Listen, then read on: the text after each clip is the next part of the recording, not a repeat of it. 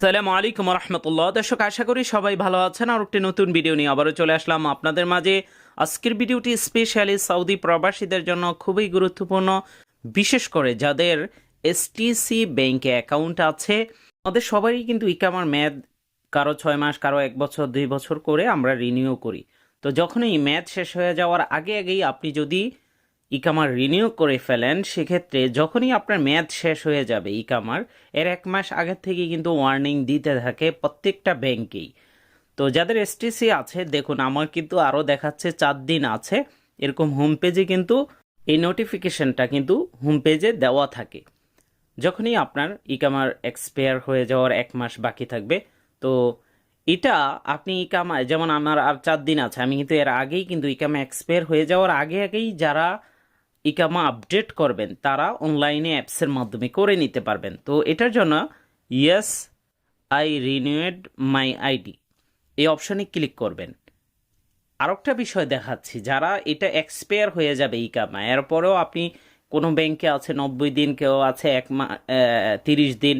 তো দেখুন, এই একটা স্ক্রিনশট আপনাদেরকে দেখাচ্ছি। এখানে কিন্তু এই জন্য যখনই ইকামা এক্সপায়ার হয়ে যাবে টাকা পয়সা উঠিয়ে রাখবেন। এখানে দেখুন অ্যাকাউন্ট কিন্তু ফ্রিজ করে রাখা হয়েছে, একেবারে ট্রানজেকশন সব কিছু অফ করে রাখবে তারা। টাকা ঢুকাইতে পারবেন, বাইর করতে পারবেন না।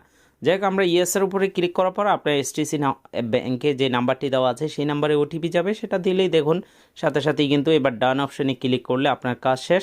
আবারও আপনার যতদিন ইকামার মেয়াদ আছে নর্মালি ইউজ করতে পারবেন। যখনই ইকামার মেয়াদ শেষ হয়ে যাবে রিনিউ করবেন, এইভাবে আপডেট করে নিতে হবে।